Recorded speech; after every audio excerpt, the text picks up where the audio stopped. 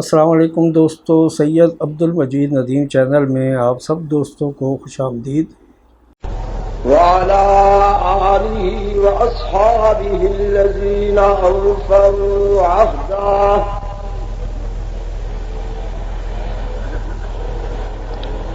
الذين هم مفاتيح الرحمة ومصابيح الغرر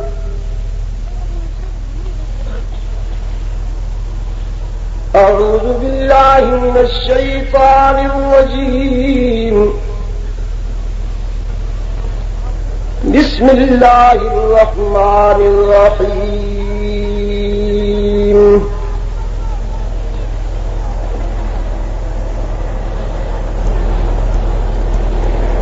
لقد رضي الله عن المؤمنين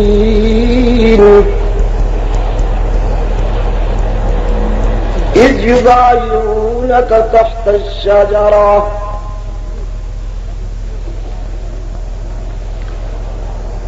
ألم تر أن الفلك تجري في البحر بنعمة الله ليريكم من آياته إن في ذلك لآيات لكل صبار شكور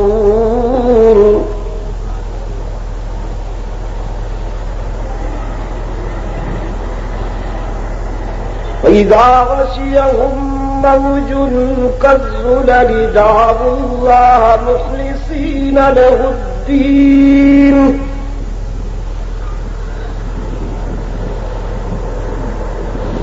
فلما نجاهم إلى البر فمنهم مقتصد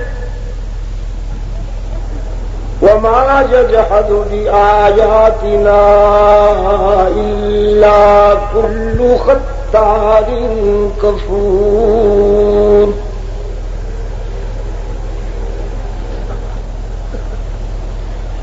يا أيها الناس اتقوا ربكم واخشوا يوما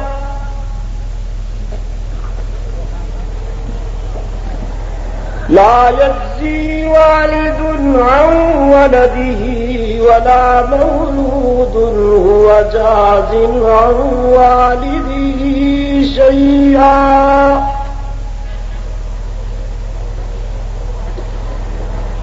إن وعد الله حق فلا تغرنكم الحياة الدنيا ولا يغرنكم بالله الغرور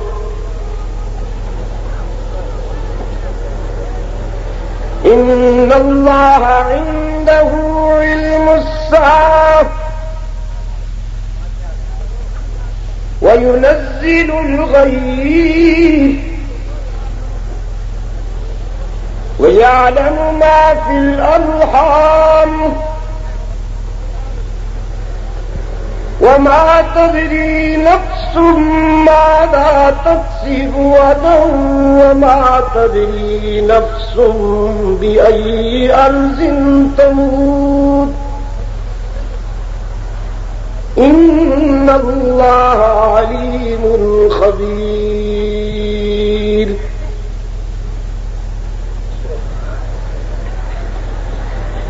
صدق الله مولانا العظيم وعن معاوية بن أبي سفيان رضي الله تعالى عنهما قال قال رسول الله صلى الله عليه وسلم من يرد الله به خيرا يفقهه في الدين وصدق رسوله النبي الأمي الكريم ونحن على ذلك لمن الشاهدين والشاكرين والحمد لله رب العالمين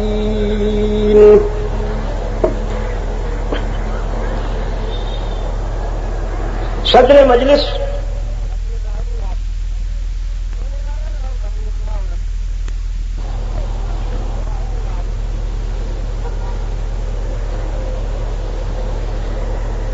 بن نوری، علامہ سلفی صاحب و دیگر اکابرین و عمائدین اہل سنت، محترم بزرگوں اور عزیز دوستوں،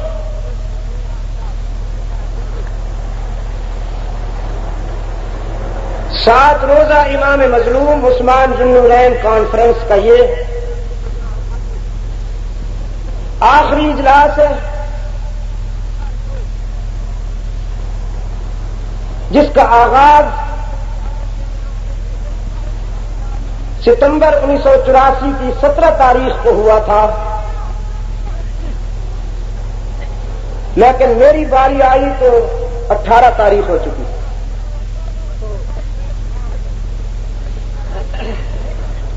گھڑی میں پھر وہی 12:00 کا عمل ہے۔ بڑی کام کی باتیں ہو چکی ہیں۔ میں سب سے پہلے اللہ کا شکر ادا کرتا ہوں جس نے اپنے بندوں کو یہ توفیق مرحمت فرمائی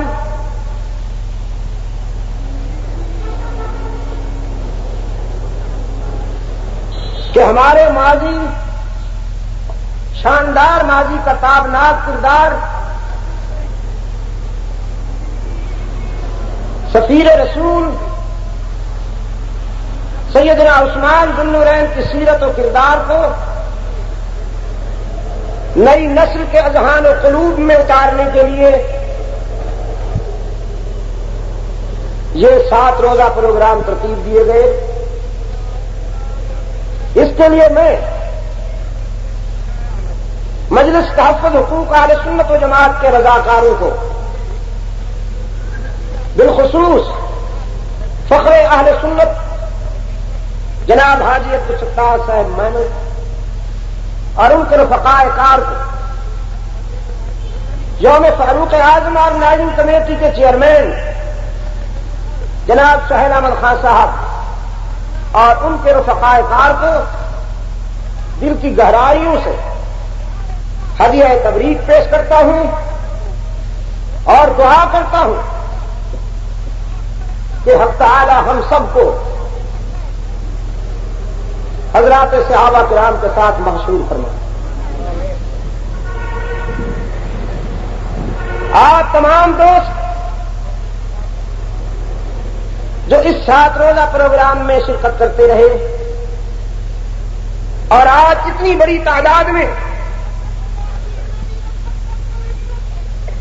اہل سنت کا نمائندہ اجتماع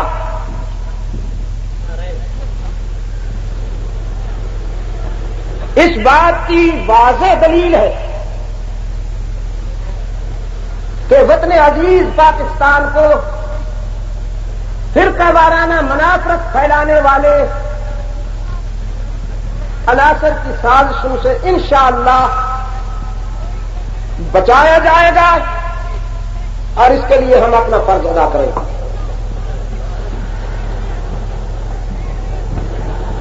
انتظامیہ کے جن احباب نے اس 7 روزہ پروگرام کے لیے اجازت دینے میں وسعت ظرف کا سلوک دیا، میں ان کا بھی ان کی قدر کرتا ہوں اور دعا کرتا ہوں کہ اللہ انہیں آئندہ بھی اس قسم کے صحیح فیصلے کرنے کی توفیق عطا فرمائے۔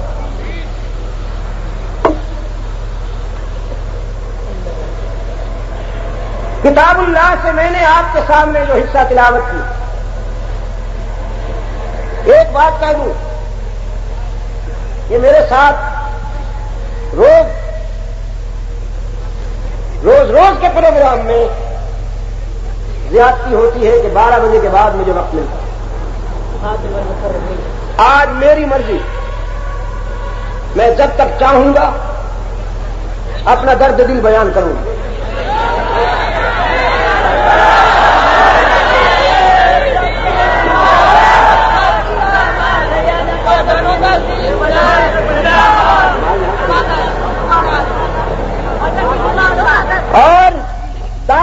اشارہ دیتا ہوں حلوائیوں کو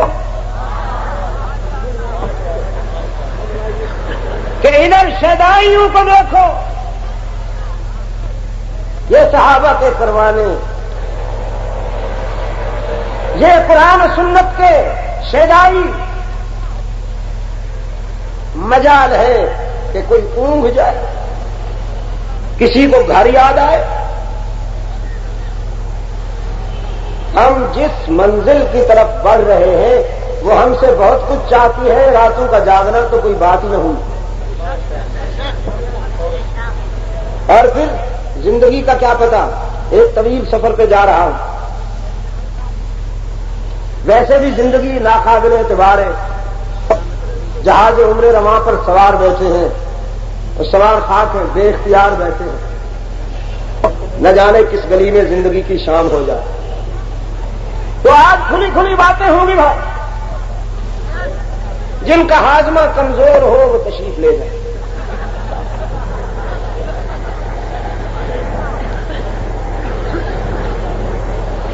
میرے عزیز دوستو،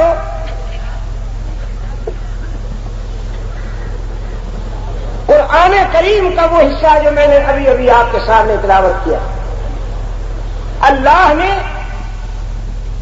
اہل ایمان کو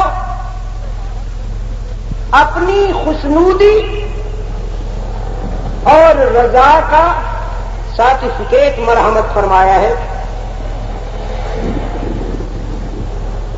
اور یہ موقع وہ ہے کہ جب رحمت عالم صلی اللہ علیہ وسلم ہجرت کے 6 سال کم و بیش 1400 فرزندان اسلام کے ساتھ زیارت بیت اللہ کے ارادہ سے عازم مکہ ہوئے ہیں،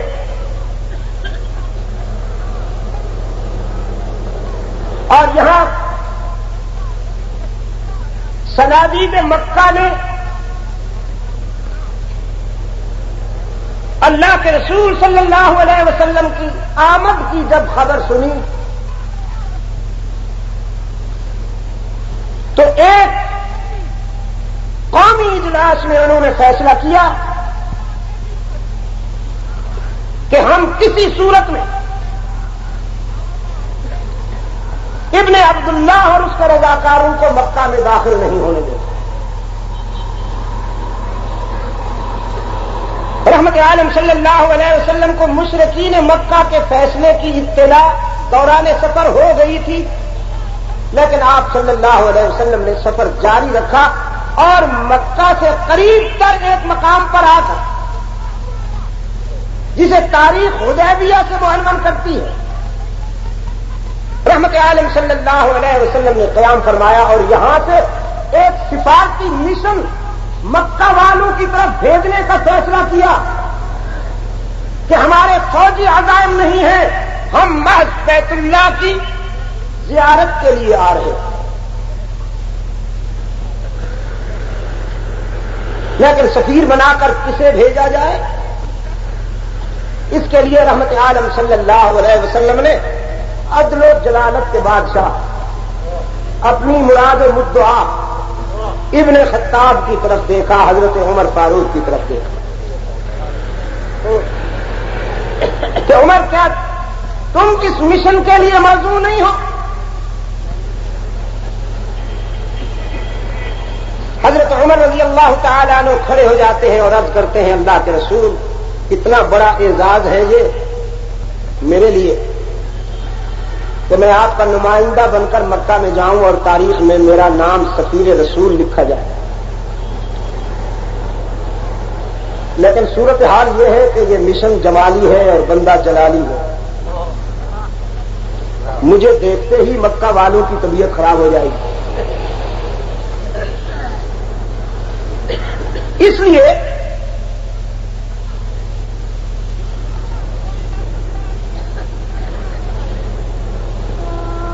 کہ مکہ والوں کو وہ دن یاد ہے،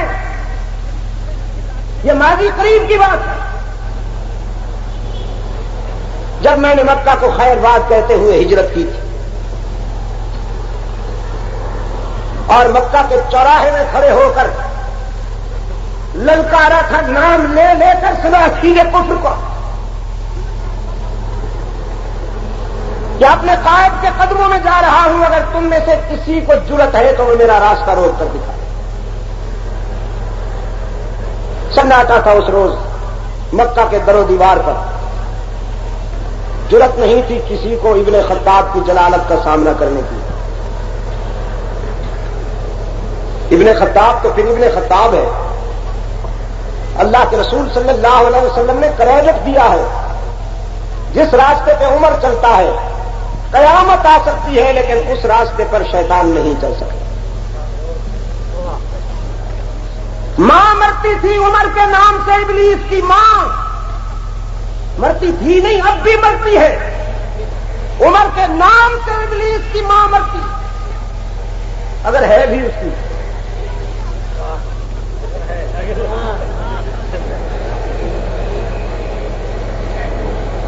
سرکار دو عالم صلی اللہ علیہ وسلم مسکرائے۔ ایک بات کہتا چلا جاؤں ارباب علم و دانش کے لیے کہ اللہ کے رسول کی بارگاہ جو تھی وہ کسی عامر کی بارگاہ نہیں تھی، ایک شفیق معلم اور استاد کی بارگاہ۔ ہر شخص اپنے دل کی بات بغیر کسی روک ٹوک کے کر سکتا ہے۔ رحمت عالم صلی اللہ علیہ وسلم نے فرمایا ابن خطاب بالکل ٹھیک کہتے ہو۔ اور اب نگاہ نبوت، شرم و حیا، جود و سخا کے بادشاہ، شرافت انسانی کے پیکر حضرت عثمان ابن عفان پہ پڑی رضی اللہ تعالی عنہ، اور سرکار دو عالم صلی اللہ علیہ وسلم نے فرمایا عثمان میں مناسب سمجھتا ہوں کہ آپ میرے سفیر بن کر جائیں اور مکہ والوں سے کہیں کہ ہم لڑنے کے لیے نہیں آئے، ہمارے عزائم نہ سیاسی ہیں نہ فوجی ہیں، ہم صرف بیت اللہ کی زیارت کے لیے آئے۔ حضرت عثمان رضی اللہ تعالی عنہ سفیر رسول بن کر مکہ میں تشریف لے جاتے ہیں اور مکہ کی آبادی حضرت عثمان کی آمد کا سن کر جمع ہو جاتی ہے عثمان کے ارد گرد، عورتیں، مرد، بچے، بوڑھے، جوان، اور سب کی زبان پر یہ جملہ ہے کہ ہمارا محسن آ گیا، وہ عثمان آ گیا کہ جس کی سخاوت کا ابر کرم سب پر یکساں برستا تھا، جس کے دسترخوان پر دوست اور دشمن بلا امتیاز نوازے جاتے،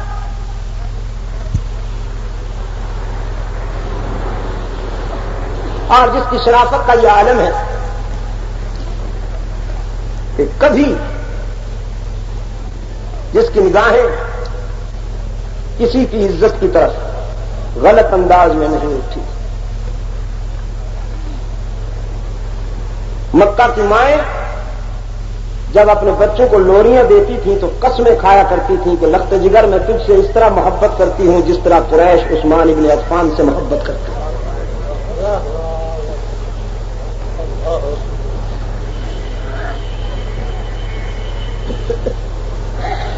اور اللہ کے رسول صلی اللہ علیہ وسلم کے حضور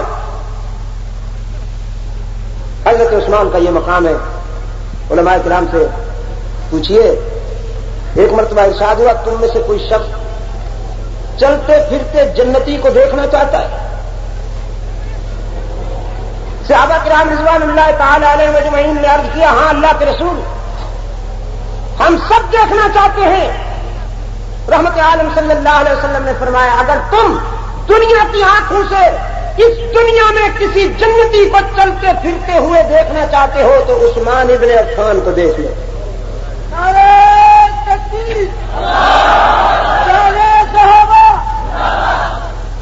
جذباتی باتیں ہو سکتی ہیں لیکن میں ایک حقیقت بڑی متانت کے ساتھ آپ کے دل کی گہرائی میں اتارنا چاہتا ہوں، سماعت فرمائیے۔ رحمت عالم صلی اللہ علیہ وسلم ایک حدیقہ میں تشریف فرما تھے، بڑا بے تکلف ہلکا تھا. شمع رسالت کے ارد پروانوں کا ہجوم تھا. اطلاع ہوئی کہ عثمان ابن عفان حاضری کی اجازت چاہتے. رحمت عالم صلی اللہ علیہ وسلم نے فرمایا عثمان سے کہو ذرا ٹھہرے.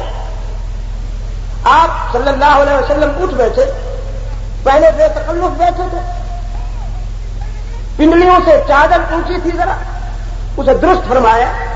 با تکلف بیٹھے, فرمایا اب عثمان کو بلا لو. عرض کیا گیا اللہ کے رسول آپ نے عثمان کے آنے پر یہ تکلف کیوں فرمایا؟ بڑی دقت کے ساتھ ارشاد ہوا تم نہیں جانتے عثمان جب فرش زمین پہ چلتا ہے تو اللہ کے فرشتے عرش پر اس سے حیا کرتے ہیں, تو جس سے خدا کے فرشتے حیا کریں اس سے محمد کیوں نہ حیا کرے.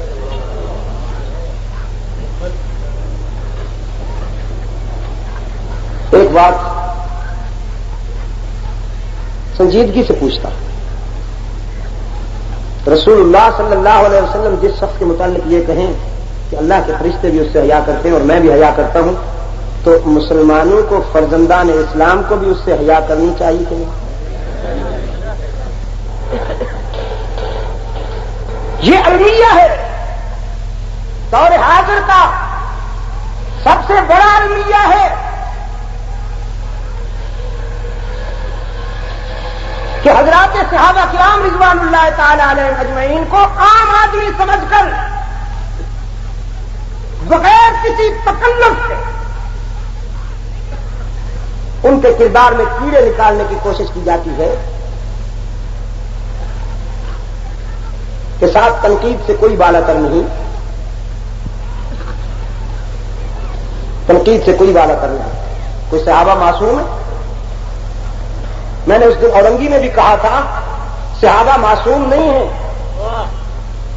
میں بھی مانتا ہوں صحابہ معصوم نہیں ہیں, لیکن صحابہ معصوم استاد کے محفوظ شاگرد تو ہیں. پیغمبر معصوم ہوتا ہے, گناہ کر نہیں سکتا. صحابہ محفوظ ہوتے ہیں, اللہ انہیں گناہوں سے بچا کے رکھتا ہے, اس لیے کہ وہ نبی کے موقف پہ عینی گواہ ہوتے ہیں اور کسی کیس میں گواہ کی پوزیشن بہت نازک ہوتی ہے.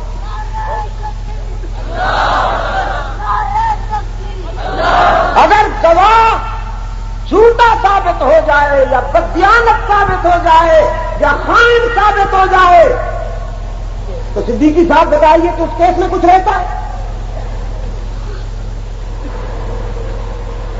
آپ دیکھیے جا کے عدالت میں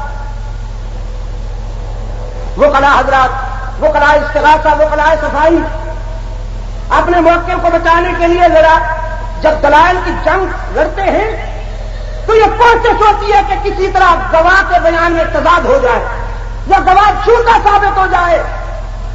مصر میں چاہے کتنی ہی دلیلیں کیوں نہ لکھی جا چکی ہوں, لیکن اگر گواہ جھوٹا ثابت ہو جائے تو کیس ناکام ہو.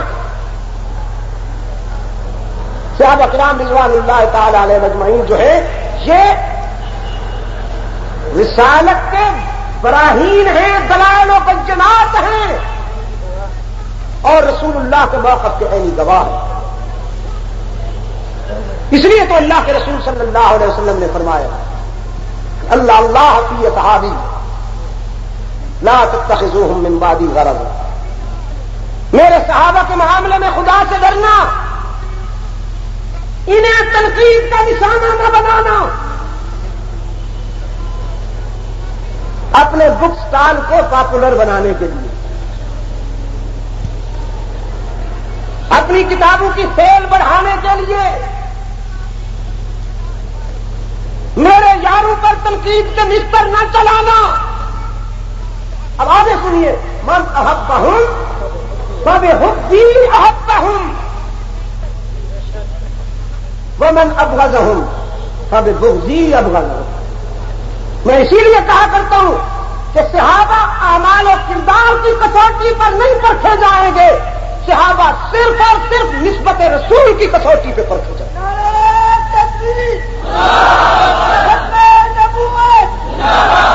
سرکار دو عالم صلی اللہ علیہ وسلم فرماتے ہیں ان سے وہی محبت کرے گا جو مجھ سے محبت کرنے والا ہوگا.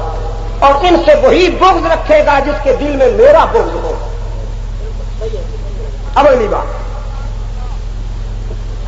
بات یہ ہے، استاد کو حق پہنچتا کہ وہ شاگرد کی اصلاح کے لیے اس پر تنقید کرے، باپ کو حق پہنچتا ہے کہ وہ بیٹے کی اصلاح کے لیے اس پر تنقید کرے، یا بیٹے کو بھی حق پہنچتا ہے کہ وہ باپ کی پگڑی میں ہاتھ ڈالے. باپ کی پگڑی میں ہاتھ ڈالنے والے بیٹے کے بارے میں آپ کی کیا رائے ہوگی؟ بڑی خطرناک رائے ہوگی. میں پوچھوں کیوں؟ مجھے پتا ہے صحابہ کرام رضوان اللہ تعالی علیہم اجمعین اس امت روحانی اکابر ہیں اور ہمارے والدین سے بھی زیادہ قابل احترام ہے. امت میں کوئی شخص اس پوزیشن میں نہیں، چاہے وہ اپنے دور کا احمد بن حنبل ہی کیوں نہ ہو، چاہے وہ اپنے دور کا امام اعظم ابو حنیفہ ہی کیوں نہ ہو، چاہے وہ اپنے دور کا مجدد الثانی کیوں نہ ہو، چاہے وہ غزالی راضی ابن تیمیہ ہی کیوں نہ ہو، وہ ولی اللہ ہی کیوں نہ ہو. کوئی شخص اس پوزیشن میں نہیں کہ وہ صحابہ کرام کے کردار میں کیڑے نکال سکے، ان پر تنقید کر سکے. صحابہ کو پرکھنے ٹٹولنے کا اگر حق ہے تو صرف اللہ اور اس کے رسول کو ہے. اللہ اور اس کے رسول نے انہیں پرکھا اور ٹٹولا. اللہ نے انہیں پرکھا اور ٹٹولا، پرکھنے ٹٹولنے کے بعد انہیں کامیابی کی سند عطا فرمائی. ارشاد اولئک الذین امتحن اللہ قلوبهم للتقوی. نہیں، اس سے پہلے فرمایا ولکن اللہ حبب الیکم الایمان وزینہ فی قلوبکم وَكَرَّهَ إِلَيْكُمُ الْكُفْرَ وَالْفُسُوقَ وَالْعِصْيَانَ. اللہ نے ان کے دلوں میں ایمان کا بیج بویا، اسے سجایا، اس کی آبیاری فرمائی. وَكَرَّهَ إِلَيْكُمُ الْكُفْرَ وَالْفُسُوقَ والعصیان. ایک اچھے مالی کی طرح اپنے لگائے ہوئے پودے کی لکاٹ کرتے ہوئے وہ اطراف میں ناقص جڑی بوٹیاں بھی. وَكَرَّهَ إِلَيْكُمُ الْكُفْرَ وَالْفُسُوقَ وَالْعِصْيَانَ. ایک اچھے مالی کی طرح اپنے لگائے ہوئے پودے کی لکاٹ کرتے ہوئے وہ اطراف میں ناقص جڑی بوٹیاں بھی تلف کرتا ہے نا. تو حق تعالیٰ نے فرمایا ہم نے صحابہ کے دلوں میں ایمان کا بیج بو کر کفر، فسق اور معصیت کی ناقص جڑی بوٹیاں بھی خود تلف کی. پھر ایگزامینیشن کا وقت آ گیا. رب العالمین نے فرمایا اولئک الذین امتحن اللہ. ان کا امتحان بھی ہم نے خود لیا، لینا بھی اس کو چاہیے تھا، اس لیے کہ استاد سے ممتحن سینئر ہونا چاہیے. حضرت علامہ سید عبد المجید ندیم رحمۃ اللہ علیہ کے مکمل بیانات آپ یوٹیوب کے چینل پہ سید عبد المجید ندیم اور صبح بہار پہ مکمل سن سکتے ہیں. ان دونوں چینلوں کو سبسکرائب کریں اور آگے دوستوں میں بھی شیئر کریں. شکریہ. استاد سے ایگزامینر سینئر ہوگا تو امتحان کے تقاضے پورے ہوں گے. کراچی کے روشن ضمیروں، جس جماعت کا استاد محمد عربی ہو صلی اللہ علیہ وسلم، اس جماعت کا امتحان اللہ کے سوا کون لے سکتا ہے؟ رب العالمین نے فرمایا امتحان بھی ہم نے خود لیا. جو پودا ہم نے لگایا تھا وہ تیار ہو گیا، اس پہ شباب آیا، اس پہ جوانی آئی، وہ برابر ہوا. تو اب ہم نے امتحان لیا. الہ العالمین آنکھوں کا امتحان لیا کہ دیکھتے کیا رہے، زبان کا امتحان لیا کہ بولتے کیا رہے، کانوں کا امتحان لیا کہ سنتے کیا رہے، ہاتھوں پاؤں کا امتحان لیا کہ پکڑتے چلتے کہ کہاں کہاں رہے۔ ارشاد ہوا نہیں، یہ تو ظاہری چیزیں ہیں، ان کا امتحان تو ان کے استاد کامل نے لے لیا تھا۔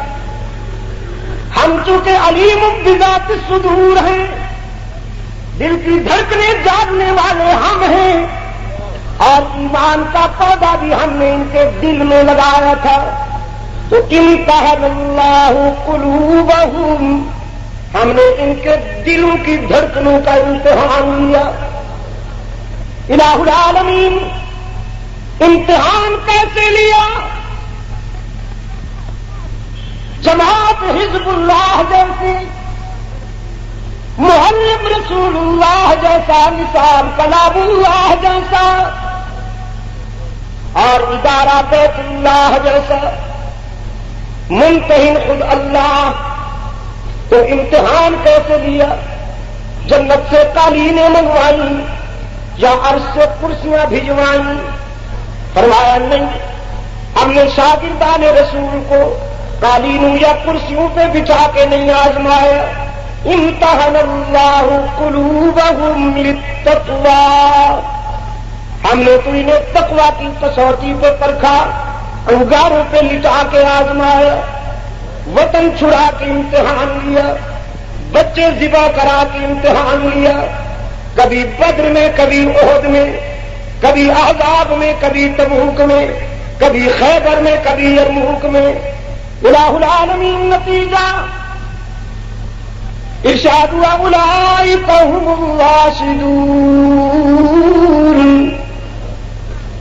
اولئک هم الفائزون،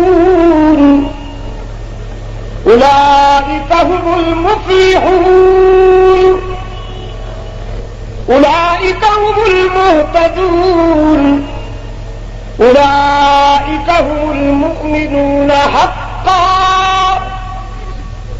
یہ رشد و ہدایت کا معیار ہے، محمد کے سچے یار ہیں، فلاح یافتہ ہیں، یہ میرے نبی کے موقف سے عینی گواہ ہے، میں ان کے ایمان کی حقانیت کا عینی گواہ ہوں۔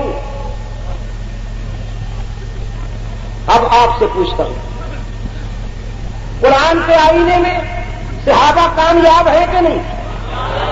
شاگردان رسول قرآن کے آئینے میں کامیاب ہے کہ نہیں؟ اب اگر کوئی شخص تاریخ کے اوراق میں جھانک کر صحابہ کو عیب نکالتا ہے تو اس کے نیک نیت ہونے کا یقین کرو گے یا ایک اصولی بات کہتا چلا جاؤں علماء کے سامنے، صحابہ کا حسن و جمال دیکھنا ہے تو تاریخ کے ٹوٹے پھوٹے آئینے میں مت دیکھیے، صحابہ کا حسن و جمال دیکھنا ہے تو قرآن و سنت کے بیدار آئینے میں دیکھیے۔ تاریخ اس نے کسی کو معاف کیا، تاریخ حضرت علی رضی اللہ تعالیٰ عنہ پر بھی الزامات لگاتی ہے۔ بتاؤں کیا کہتی ہے تاریخ ان کے بارے میں؟ لیکن اس دن اورنگی کو میں نے کہا میں نہیں بتا سکتا کہ تاریخ حضرت علی کے بارے میں کیا کہتی ہے، اس لیے کہ میں تاریخی دلائل کا انبار اگر آسمان کو چھونے لگے تو میں یہ سارے دلائل، سارے کے سارے دلائل سمندر میں غرق کر دوں گا، یا انہیں آگ لگا دوں گا، علی کے جوتے کی ٹھوکروں پر اسے قربان کر دوں گا۔ نہیں مانتا تاریخ کو۔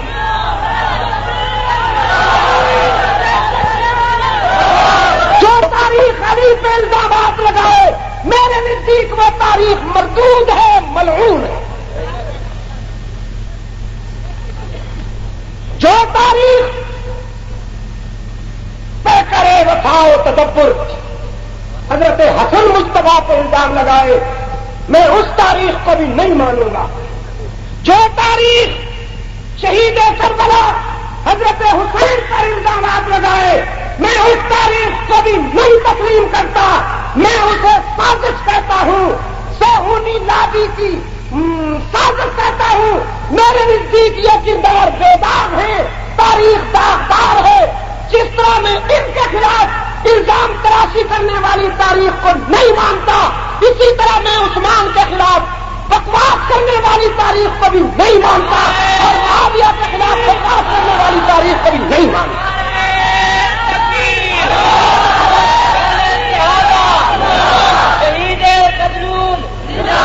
مفکر بنے پھرتے ہو, مفکر بنے پھرتے ہو, قوم کی کھالیں اتارنے کے بین الاقوامی ماہر ہو, فخر کرتے ہو کہ 23 پتہ نہیں کتنے لاکھ کی کھالیں مل گئی. عثمان خان تھا, اقربا پرور تھا.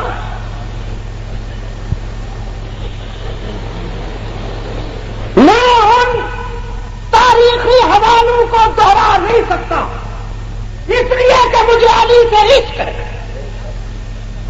اور اگر بازار کا کوئی لکھنگا میرے باپ کو گالیاں دے تو میں وہ گالیاں کیسے دوہرا سکتا ہوں؟ وہ گالیاں میں کیسے دوہرا سکتا ہوں؟ نہ میری زبان پہ وہ بات آ سکتی ہے, نہ میرے قلم پہ آ سکتی ہے.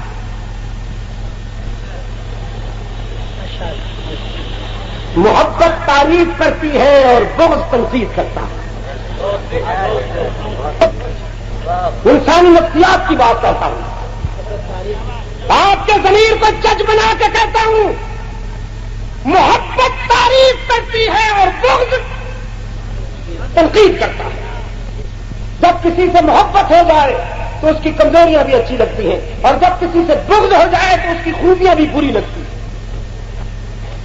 غلط کہہ رہا ہوں؟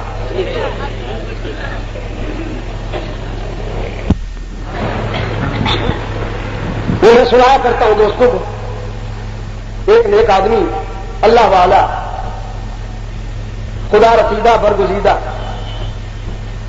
ساری دنیا اس کا احترام کرتی تھی, لیکن بیوی نہیں مانتی تھی. بیوی ہر وقت تنقید کرتی رہتی تھی, اور ویسے بھی تنقید کرنا یہ عورتوں کا کام ہے. تنقید ذوق ہی نسوانی ہے, اور تو ان سے کچھ ہوتا نہیں تو تنقید ہی کرتی رہتی ہے. وہ بیچارہ جب گھر میں قدم رکھتا تو اس کو بیوی کہتی بڑا ولی اللہ بنا پھرتا ہے, ذرا میرے سامنے ٹھیک ٹھاک ہو کے رہا کر, سمجھے, بہت اچھی طرح جانتی ہوں تجھے. بڑا پریشان بیچارہ اللہ سے دعا کرتا تھا, الہ العالمین اس کم وقت کو بھی نظر عطا کر کے یہ مجھے پہچان لے. اللہ کا کرنا ایسا ہوا کہ ایک دن پرواز کرتا ہوا گھر کے سامنے سے گزرا, اور لوگوں نے بھی دیکھا, اس کی بیوی نے بھی دیکھا. لوٹ کے جب گھر آیا تو بیوی کہنے لگی تو بڑا ولی بنتا ہے, سبحان اللہ, آج میں نے ایک شخص کو دیکھا بغیر پروں کے اڑتا ہوا جا رہا تھا, ایمان تازہ ہو گیا, آنکھوں کو ٹھنڈک نصیب ہو گئی. یقین فرمائیے, ولی ہوں تو ایسے. وہ مظلوم کہنے لگا اچھا تو پھر پہچانا تھا اسے, وہ کون تھا؟ پھر وہ تیرا شوہر یہ ناچیز خاکسار ہی تو تھا. کہنے لگی اچھا تو وہ تو تھا نا, میں پہلے سمجھ گئی تھی کہ یہ جو ٹیڑھا ٹیڑھا اڑ رہا ہے وہی نکھٹو ہو.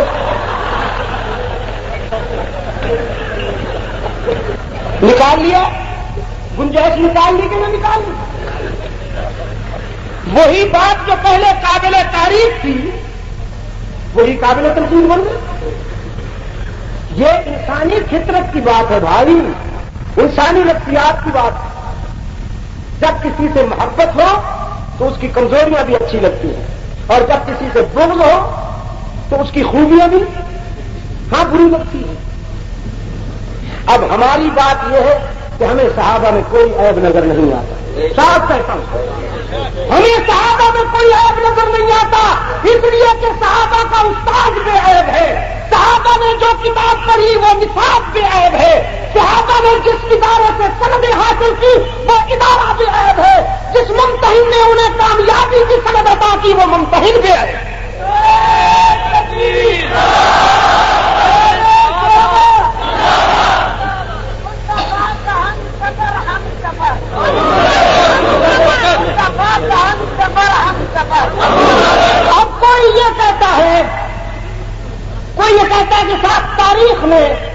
لکھا ہے کہ کچھ خیانت ہو گئی،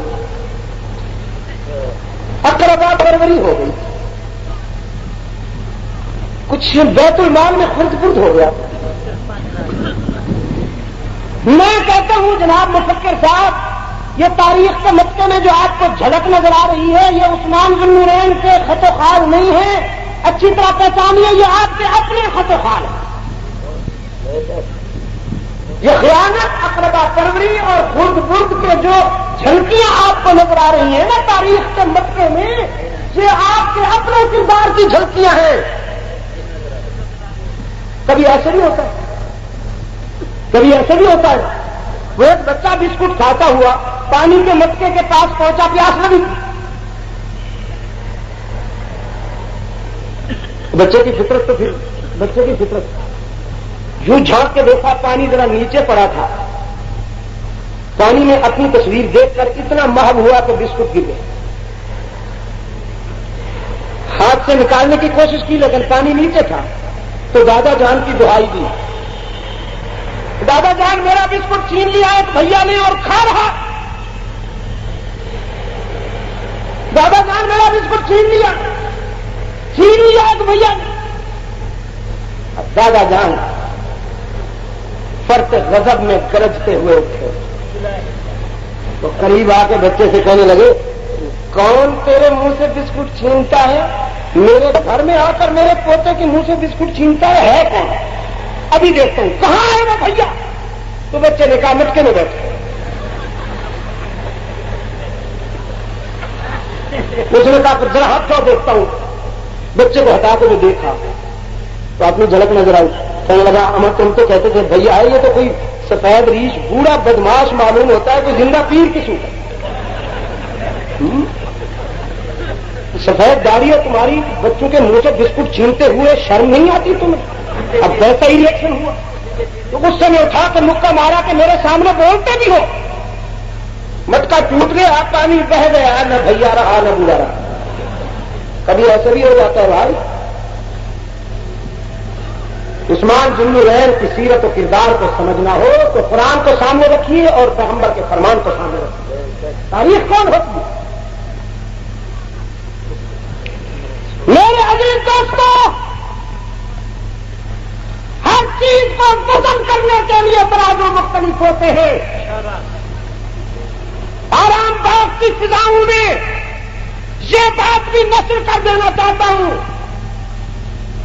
تاریخ کے ترازو پہ اگر تولنا ہے تو ان شخصیتوں کو تولیے جو دور رسالت کے بعد آئی ہیں، صحابہ کو تولنا ہے تو قرآن و سنت کے ترازو کو تولنا ہے۔ نعرہ تکبیر، نعرہ صحابہ، عظمت صحابہ، حضرت تحفظ حقوق اہل سنت۔ لکڑی کے ٹال پہ لکڑیاں تلتی ہیں، ہیرے نہیں تلتے۔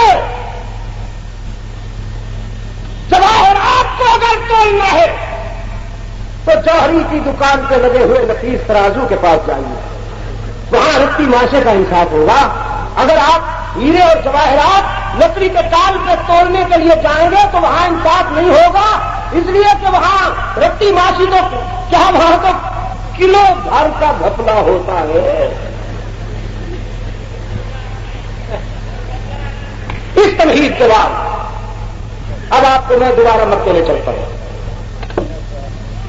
عثمان ذو النورین مکہ والوں سے کہتے ہیں میرا قائد لڑنے کے لیے نہیں آیا، محض بیت اللہ کا طواف کرنے کے لیے آیا، تم لرزتے کیوں ہو؟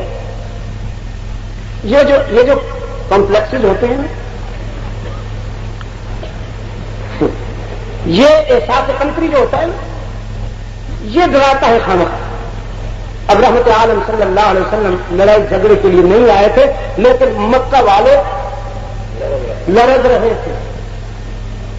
یقین فرمائیے کہ ہم صرف سیرت عثمان ذو النورین بیان کرنے کے لیے آئے تھے، مگر یہاں پتہ نہیں کچھ دوستوں کی طبیعت کیوں خراب ہوگی، اچھی خاصی طبیعت خراب ہوئی۔ اللہ تعالیٰ انہیں شفا کاملہ عاجلہ دائمہ مستقل عطا فرمائے۔ ہم تو دعا کر سکتے ہیں بھائی۔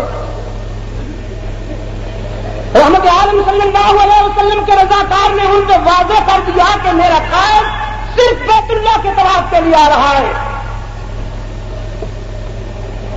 مکہ والوں نے کہا عثمان آپ ہمارے محسن ہیں, ہمیں وہ زمانہ یاد ہے جب آپ کے دسترخوان پہ ہمیں لقمہ تر نصیب ہوتا تھا.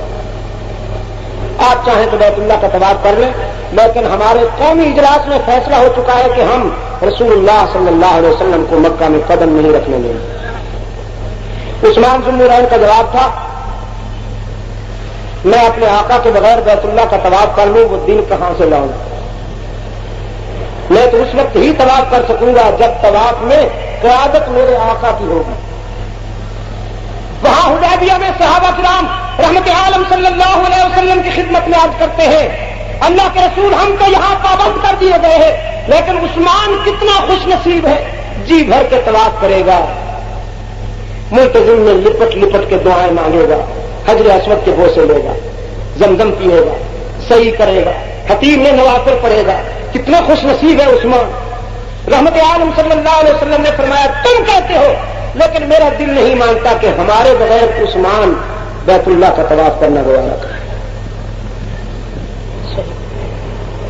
مکہ والوں نے عثمان ذو النورین کا جواب سنا, مستعد ہو کر حضرت عثمان کو نظر بند کر دیا.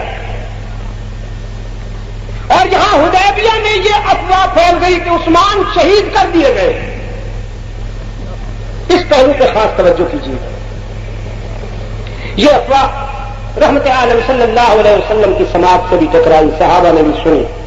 فرق اضطراب میں رحمت عالم صلی اللہ علیہ وسلم کی آنکھوں میں شفقت کے موتی پیرا ہے, اور آپ صلی اللہ علیہ وسلم نے ایک سنجیدہ اور متین خطبہ دیا فرزندان اسلام کو.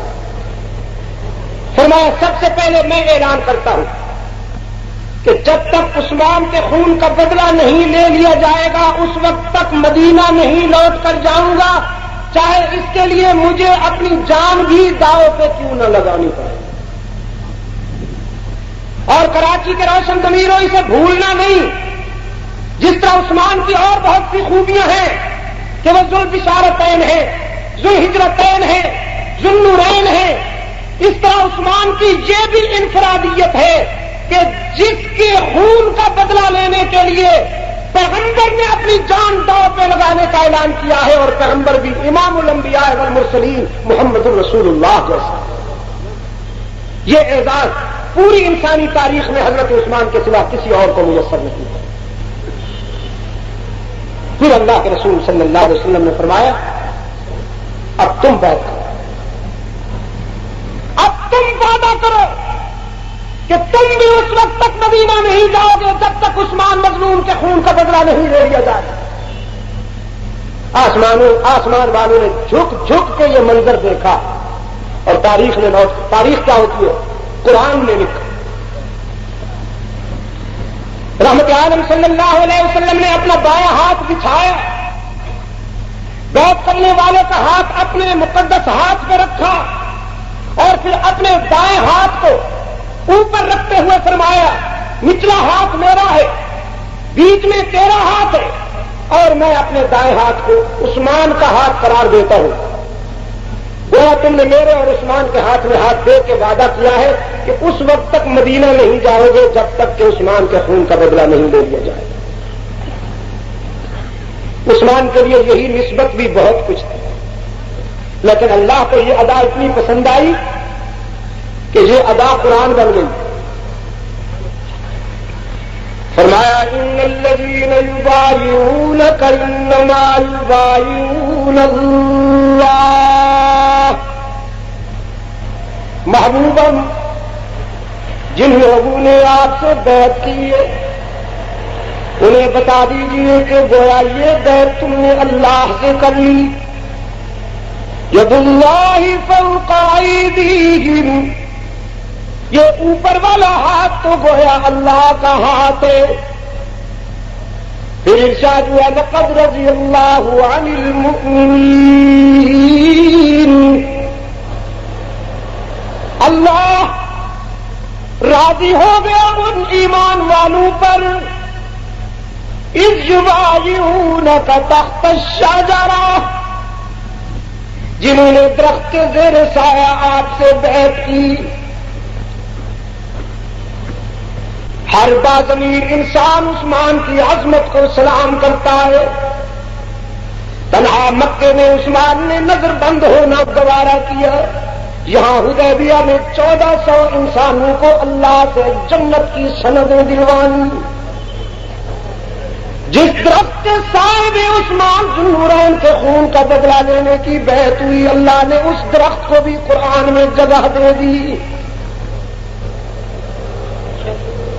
وہ درخت متبرک ہے کہ نہیں جس کا قرآن میں ذکر آیا،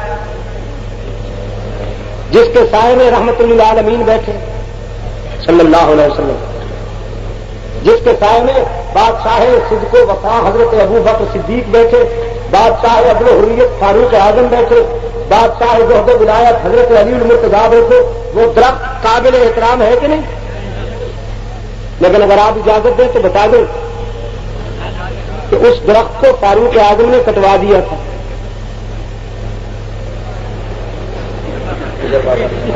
فاروق اعظم نے اس درخت کو کٹوا، کہیں فتوا نہ لگا دینا فاروق اعظم پر، اتنا متبرک درخت کٹوا دیا. اور پتہ ہے کہ کیوں کٹوا دیا؟ اطلاع ملی تھی کہ بعض قبائل اس درخت کو دیکھنے کے لیے آتے ہیں کہ اس درخت کے سائے میں ہمارے آقا، ساری کائنات کے آقا، فخر رسول مولا کل سید ولد آدم محبوب رب العالمین نے کچھ لمحات گزارے تھے. صدیق عمر اور علی المرتضیٰ اور دیگر صحابہ نے اس درخت کے سائے میں کچھ لمحات گزارے تھے. کچھ لوگ دیکھنے کے لیے آتے تھے اسے، کچھ لوگ اس کے پتے لے جاتے تھے تبرک سمجھ کر. رسول اللہ صلی اللہ علیہ وسلم کے شاگرد فاروق اعظم کو پتہ چلا تو کلہاڑا لے کے آیا. اس درخت کے سامنے کھڑے ہو کے فرمایا مجھے بھی تجھ سے بے پناہ پیار ہے کہ تجھ سے بڑی حسین یادیں وابستہ ہیں. مجھے وہ لمحہ یاد ہے جب تیرے زیر سایہ ہم نے اپنے قائد کے ہاتھ رکھ کے وعدہ کیا تھا. تیرے ایک ایک پتے سے محبت رکھتا ہوں، تیری ایک ایک ٹہنی سے پیار ہے مجھے، لیکن آج میں تجھے کاٹ کر زمین میں دفن کرنے کے لیے آیا ہوں. سنا ہے کہ کچھ قبائل تیری زیارت کے لیے آ رہے ہیں، ڈر لگتا ہے کہ آگے چل کے کہیں تیرے سجدے میں شروع ہو جائیں. رسول اللہ نے انسانی قافلے کو یکجائی بنایا تھا، کہیں پھر ہرجائی نہ ہو جائے. تو مجھے بہت عزیز ہے لیکن انسان کی زمین کی عزت سے زیادہ عزیز نہیں ہے. میں تیرا نام اور نشان مٹا دینا چاہتا ہوں تاکہ غیر اللہ کے سجدے کا امکان ہی باقی نہ رہے. فاروق اعظم رضی اللہ تعالیٰ نے اس درخت کو کاٹ دیا. اگر آپ کا ضمیر مطمئن ہو تو پوچھ لوں کہ کوئی درخت اس قابل ہے کہ اس کے آگے جبین جھکائی جائے؟ آج جس نکمے کو اور کوئی کاروبار نہیں ملتا وہ درخت پہ جھنڈیاں لگا کے بیٹھ جاتا ہے کہ میں زندہ پیر. خدا بندہ اس قوم کو زندہ پیروں سے بچا. دیکھا آپ نے جلوہ زندہ پیر کا کماری میں کیوں ظاہر تھا. اب اگر ہم ایسے لوگوں کے خلاف بات کرتے ہیں تو ہمیں کہا جاتا ہے کہ یہ بزرگوں کو نہیں. اچھا آج لکھا ہے اخبارات میں کہ وہ جعلی پیر،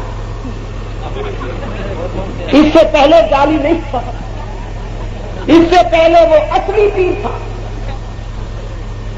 تعویذ گنڈے چلتے تھے، لوگ آ کے اس سے مرادیں مانگتے تھے اور وہ یہاں فرش زمین پہ اللہ کا نمائندہ بن کے بیٹھا کہ بادشاہ ہمارے بغیر اللہ نہیں ملتا. اللہ سے ملنا ہے تو بزرگوں کو خوش کرو، بزرگوں کو خوش کرو. پولیس والے اسے پکڑ کے لے گئے. اللہ ان کو توفیق دے کہ اس کو تختہ دار کو لگا. ایسی جنس زندہ رہنے کے قابل ہے جو پرندے نے 2.5 سالہ بچی کو ذبح کر. اور بھی بہت سے ایسے تلخ حقائق ہیں جو ناگفتہ دے ہیں، مرا دردیش اندر دل اگر دویم زبان ہو گئے مگر درکشم ترسم کے مزے اس کو ہاتھ سے اور بھی بہت سے تلخ حقائق ہیں جو وطن عزیز میں گاہ بگاہ ظاہر ہوتے رہتے ہیں. نہیں بتا سکتا شاہ جی، نہیں بتا سکتا، لیکن میں کہتا ہوں کہ ان سے قوم کو نجات ملنی چاہیے کہ نہیں ملنی چاہیے. یہ جبہ پوش فنکار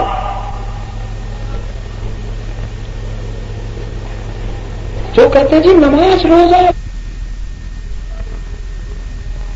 تو پہنچے ہوئے، وہ نماز پڑھنا تو پرائمری درجے کے لوگوں کا کام ہے، ہم تو سینئر ہو گئے. اور جو جب سینئر ہو جائے تو ان کی سنیاتی یہی جلد دکھاتی ہے.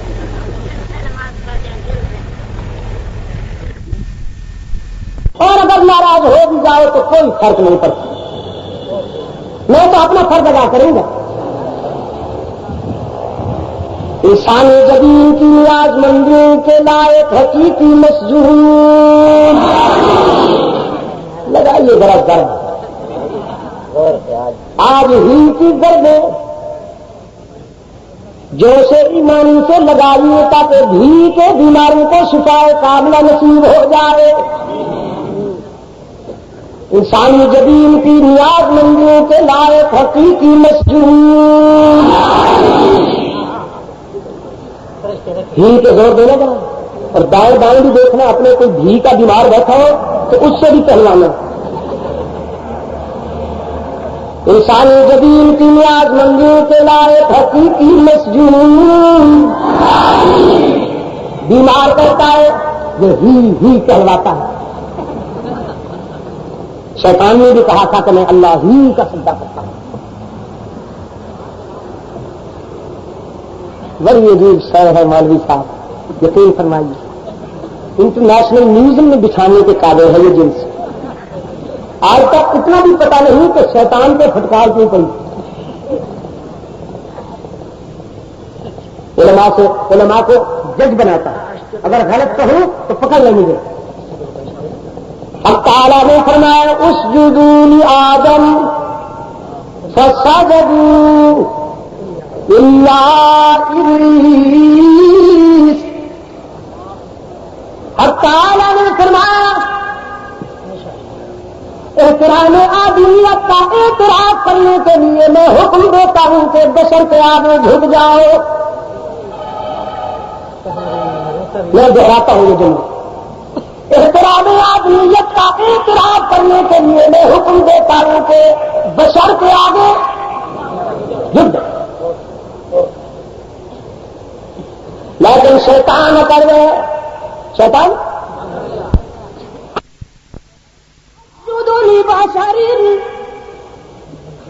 الہ العالمین میں بشر کا سجدہ کروں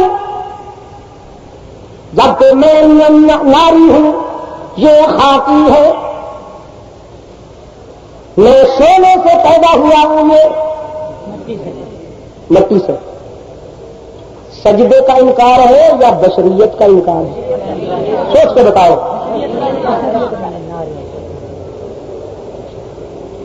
میرے حاجی عبدالستار صاحب نے کہا یہ شاہ صاحب اسٹیج تیار تقریر کیجیے. میں نے کہا اس اسٹیج پہ تقریر کروں، نہ قانون ہے نہ سوتے ہیں نہ اسٹیج پہ تقریر کروں. تقریر کا انکار ہے یا اسٹیج کا انکار ہے؟ سہیل احمد خان نے کہا شاہ صاحب پانی پیجیے. میں نے کہا یہ گندا گلاس سلور کا، اس گلاس میں پانی پیو. پانی پینے سے انکار ہے یا گلاس کا انکار ہے؟ اسجد لبشر، بشر کا سجدہ کروں. سجدے کا انکار ہے یا بشر کا انکار ہے؟ دامن یار خدا بھانپ لے پردہ تیرا، دامن یار خدا بھانپ لے پردہ تیرا. ابلیس نے عظمت بشر کا انکار کیا تو مارا گیا. عظمت بشر کا انکار کرنے والوں کو اللہ نے اپنی درگاہ سے ٹھکرا دیا. کیوں خرج فإنک رجیم وإن علیک لعنۃ إلی یوم الدین. لیکن دور حاضر کو بشر کو کیا ہو گیا کہ وہ بشر کو نظر حقارت سے دیکھنے لگا. بشر کو نظر حقارت سے سب سے پہلے کس نے دیکھا تھا؟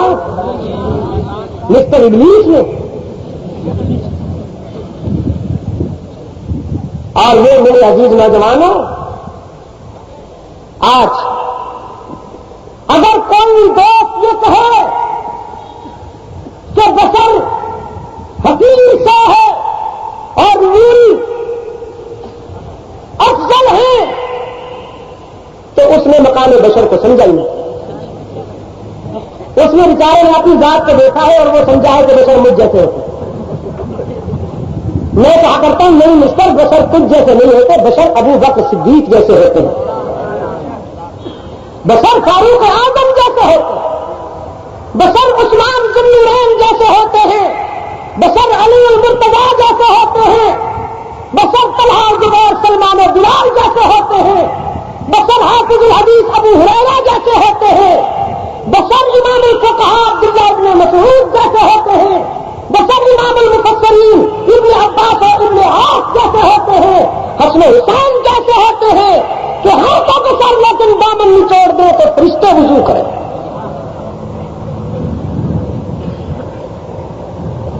بشر وہ ہوتے ہیں کہ خط لکھے تو دریا اطاعت کرتے، پیغام دے تو ہمارے غلامی کرتے، سجدے میں جھکے تو دھرتی عقیدت میں ماتھا چوم لیتی، جنگلوں کی طرف جائیں تو درندے غلامی کرتے، سمندروں کی طرف رخ کریں تو موجیں راستہ بناتی جاتی.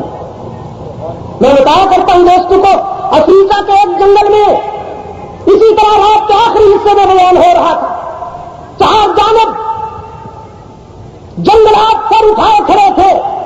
وہاں خیال آیا، میرے دوستوں سے کہا اگر اللہ ان جنگلوں کو قوت گویائی دے دے تو کبھی پوچھے ان سے یہ بھی بتائے کہ یہاں سے کبھی رحمت عالم صلی اللہ علیہ وسلم کے رضاکاروں کا گزر ہوا، اللہ سے ڈرنے والوں کا گزر ہوا تھا.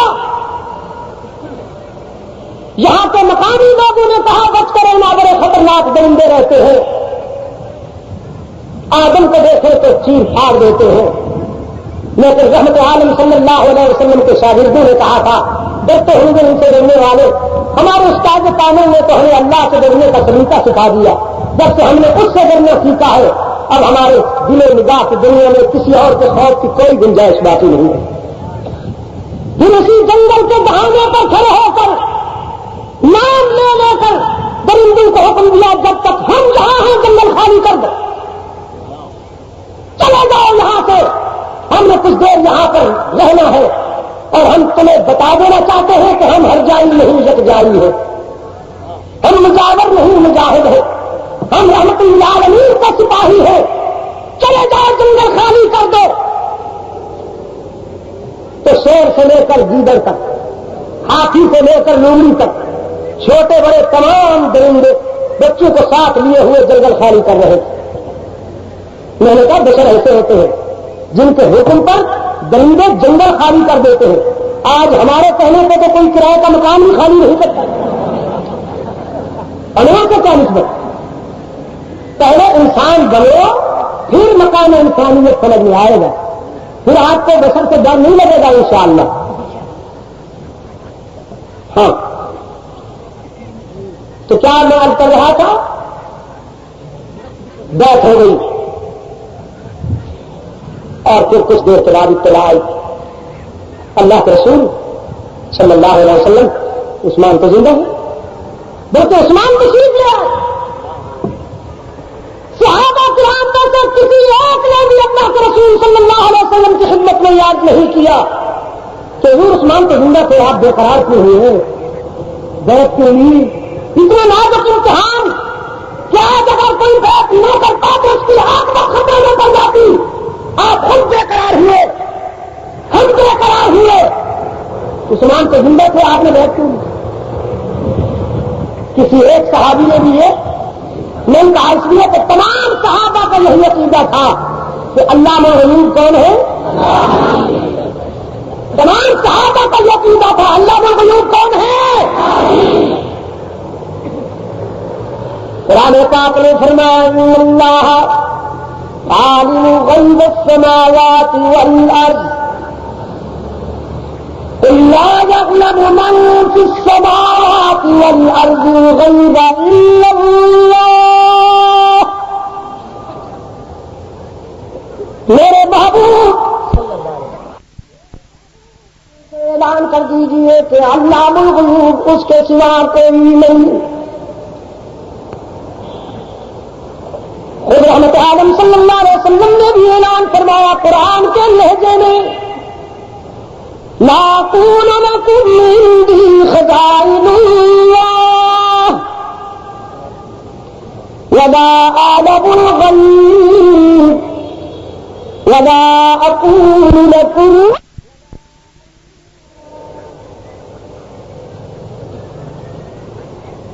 میں اس کے خزانوں کا مختار بھی نہیں. وہ دینے والا ہے, میں تقسیم کرنے والا ہوں. اختیار کس کے پاس ہے؟ کراچی کے روشن ضمیر کہا کرتا ہوں اگر اختیار میرے آقا کے پاس ہوتا نا جو اللہ کے پاس ہے, وہ سارا اختیار میرے آقا کے پاس ہوتا تو میرا ضمیر یہ کہتا ہے کہ میرے آقا کی شفقت اور رحمت پوری انسانی برادری میں سے شاید کسی کو بھی جہنم میں دھکیلنا برداشت نہ کرتی. میرے آقا کی شفقت و رحمت کا فیصلہ یہ ہوتا کہ پوری انسانیت جنت میں چلی جائے. اس لیے کہ وہاں کے انتقام کا تصور نہیں, لیکن اختیار اسی کے پاس ہے نا. اپنے چچا کے لیے بے قرار ہے تو یہ جہنم سے بچ جائے. رب العالمین نے فرمایا انک لا تہدی من احببت ولكن اللہ یہدی من یشاء. میرے محبوب یہ اختیار آپ کے پاس نہیں تھے جسے آپ چاہیں اسے ہدایت دے دیں. یہ اختیار صرف میرے پاس ہے. نہیں چاہتا ہوں تو تیرے چچا ابو لہب کو جہنم میں ڈال دیتا ہوں, چاہتا ہوں تو حبشہ کے سیاہ فام بلال کو جنت میں بھیج دیتا ہوں. اختیار کس کے پاس ہے؟ اور تمام صحابہ کا یہی عقیدہ تھا کہ علام الغیوب کون ہے؟ ہر جگہ موجود. ہی پہ ذرا زور دینا, ہی پہ ذرا زور دینا ہے. گر کی بات ہی یہی ہے, ہر جگہ موجود. علام الغیوب کارساز دستگیر حاجت روا مشکل کشا ہر کسی کی ہر وقت دعا و پکار سننے والا, کچھ نہ لے کر سب کچھ دینے والا, اپنے در پہ آنے والے کو تانا بھی نہ دینے والا. ہاں باقی جہاں جاؤ گے یہی کہا جائے گا کچھ لے کے آؤ گے تو کچھ لے کے جاؤ گے, خالی ہاتھ آؤ گے تو. لیکن صرف وہی ہے جس کی رحمت ہر وقت پکارتی ہے کچھ نہ لے کے آؤ سب کچھ لے کے جاؤ, خالی ہاتھ آؤ دامن بھر کے جاؤ.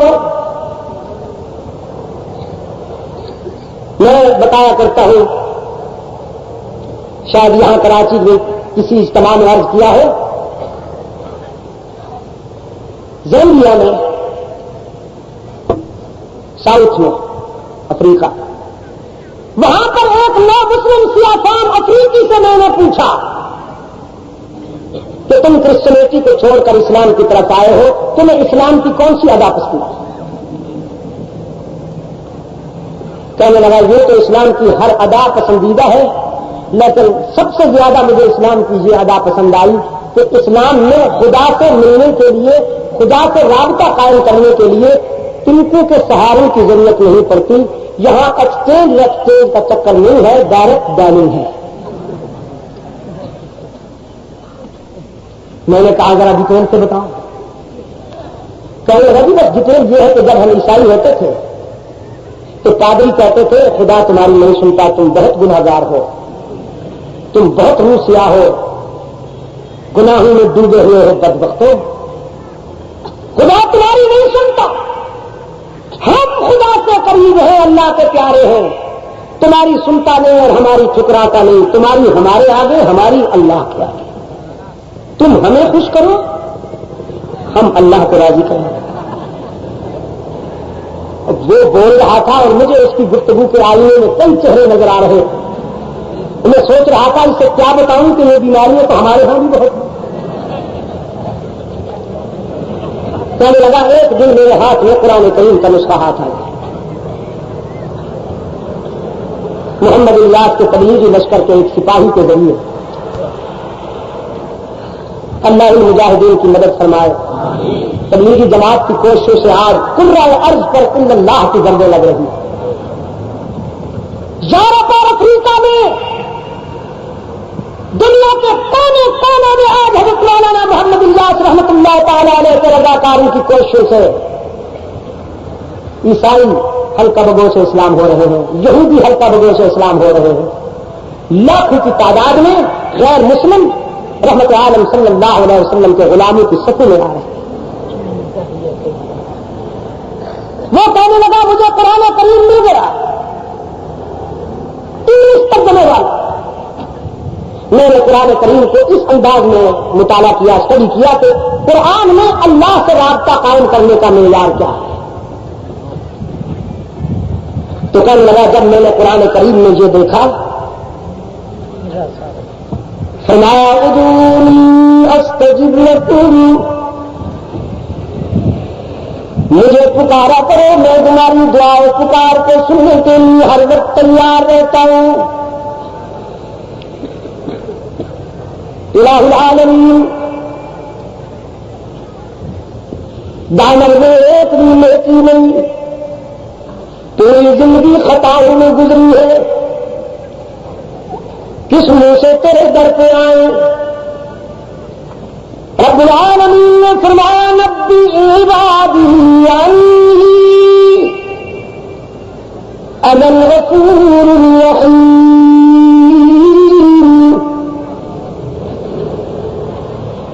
میرے بندے کو اطلاع کر دیجیے میرے محبوب کہ اگر تمہارے گناہ بہت ہیں تو میری رحمت کا بھی کوئی ٹھکانہ نہیں۔ من يعمل سوءا او يظلم نفسه ثم يستغفر الله يجد الله غفورا رحيما، جس نے زندگی کے سفر میں بہت ٹھوکریں کھائی ہوں،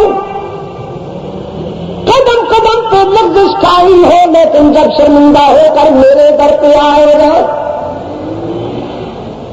رب العالمین نے فرمایا تو مجھے غضبناک نہیں پائے گا، مہربان پائے گا۔ کسی بگڑے ہوئے نافرمان بیٹے پر کہ جب وہ شرمندہ ہو کے گھر لوٹ آئے، شفقت کرنے والا باپ اتنا جلدی راضی نہیں ہوتا جتنا اپنے گناہگار بندے پہ پروردگار جلدی راضی ہو جاتے ہیں۔ لہتے کراچی کے دوستوں، اگر لوگ براہ راست اللہ سے رابطہ قائم کرنے لگے تو میرے دوستوں کا کیا بنے گا؟ اگر ان کا تو اور کوئی کاروبار نہیں ہے، ان کا تو اور کوئی کاروبار نہیں ہے نا۔ اسلام کی وہ خوبی کہ جو غیر مسلموں کو اپنی طرف کھینچتی ہے، اسی خوبی کو بدنام کر دیا۔ تو صحابہ کرام رضوان اللہ تعالی علیہ مجمعین نے اس لیے نہیں پوچھا کہ تمام صحابہ کا یہ عقیدہ تھا اللہ میں غیوب کون ہے، لیکن اب سوچنے کی بات یہ ہے عزیز دوستوں کہ اللہ نے اپنے رسول کو کیوں نہیں بتا دیا کہ عثمان زندہ ہے، آپ بے قرار مت ہو، بیعت لینے کی کوئی ضرورت نہیں۔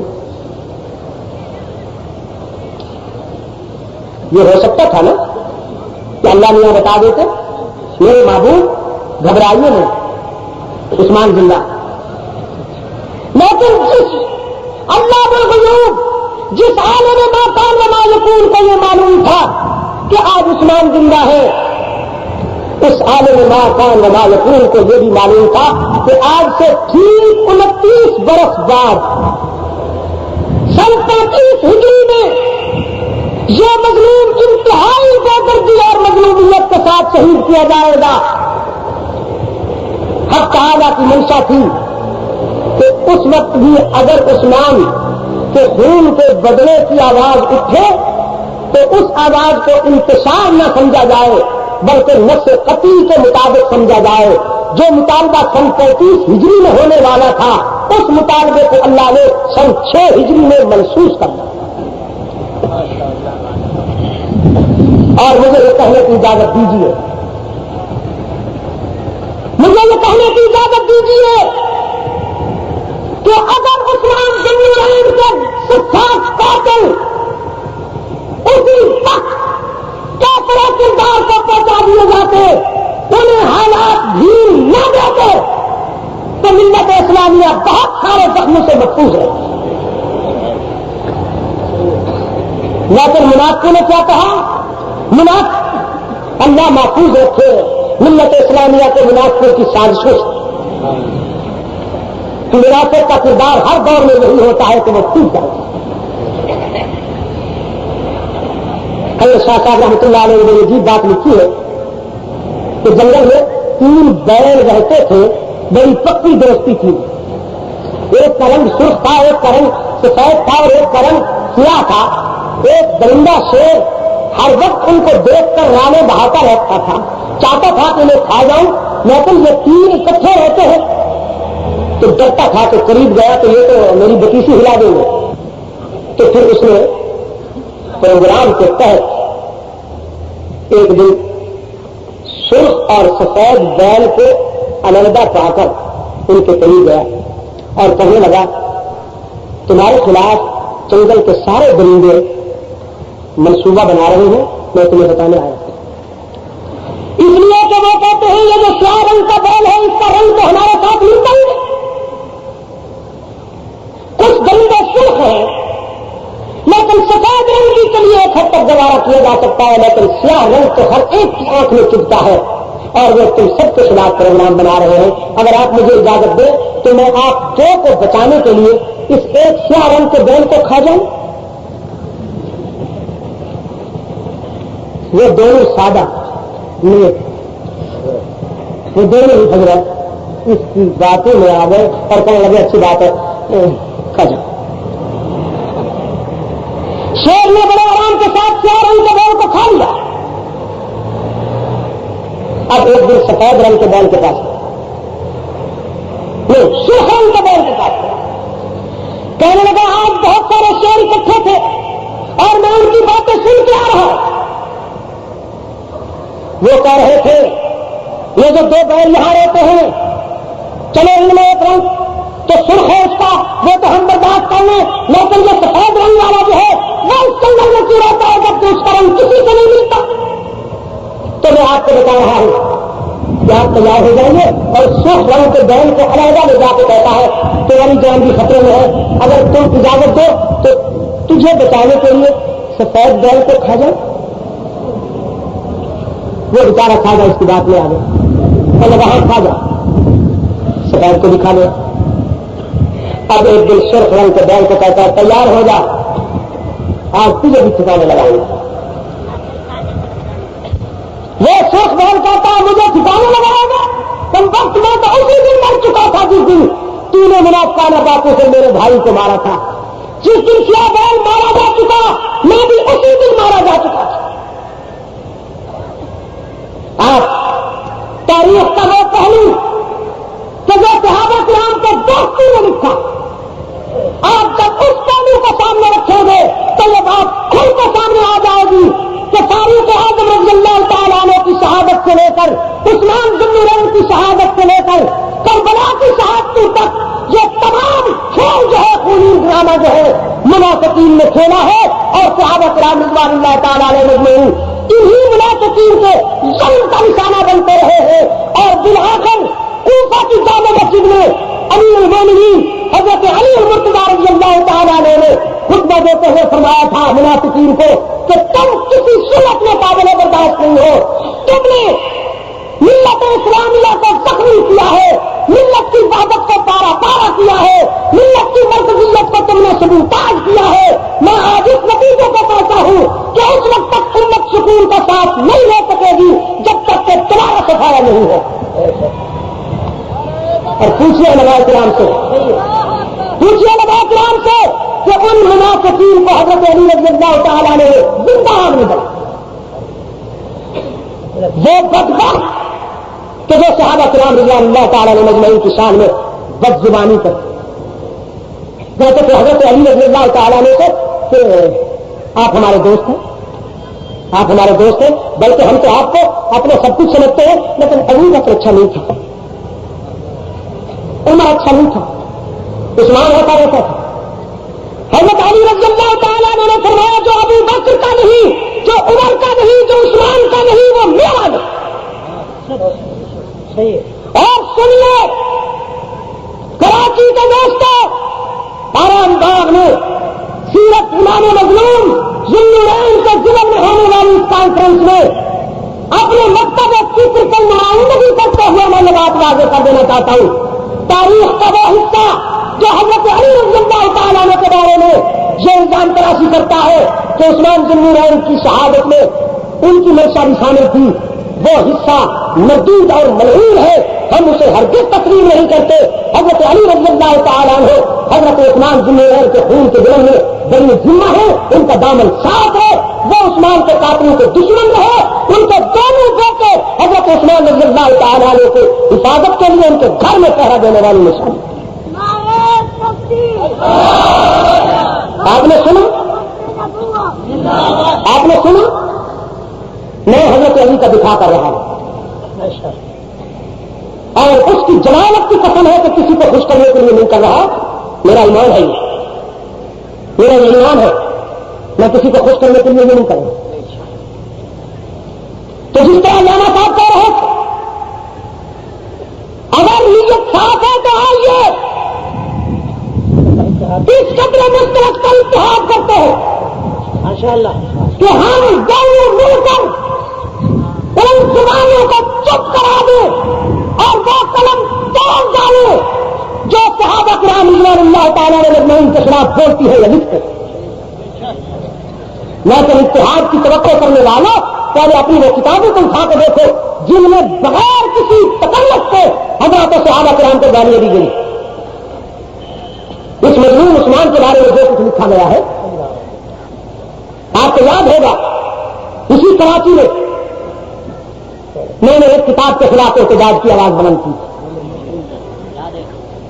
اس کتاب کے مندرجات اتنے شرمناک اور دلادار کہ کوئی مرد مومن، کوئی مسلمان نہ وہ الفاظ لکھ سکتا ہے، نہ دوہرا سکتا ہے، کوئی یہودی ہی ایسے الفاظ لکھ سکتا ہے، مسلمان کے قلم سے وہ الفاظ نہیں لکھے جا سکتے جو حضرت عثمان کے خلاف لکھے گئے۔ اتحاد مثبت نقطہ پہ ہوتا ہے، منفی پہ نہیں ہوتا، نہ تو چیک کا نہیں، بس اپنا عقیدہ چھوڑے نہیں دوسرے کو چھوڑے نہیں۔ یہ غیر فطری اتحاد ہے میرے بھائی، گوبر اور مکھن کا اتحاد کبھی نہیں ہو سکتا،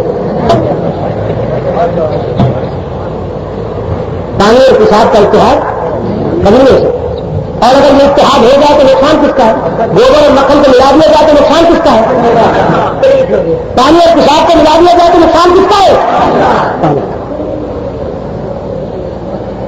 کچھ دوستوں کا خیال یہ ہے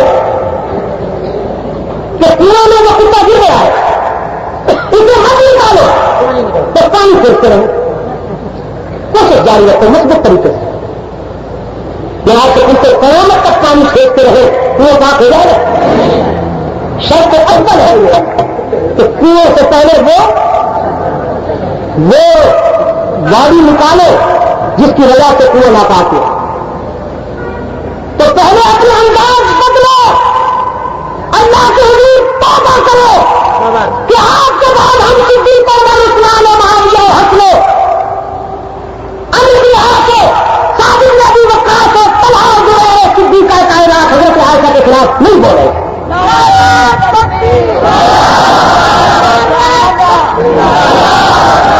آپ کو معلوم ہے کہ سیدہ عائشہ کے خلاف کیا کہا جاتا ہے؟ پنجاب میں ایسے گھرانے جن کا انکار قوم کے سامنے بھی ہے، حکومت کے سامنے بھی ہے، بستیوں کے لیے نام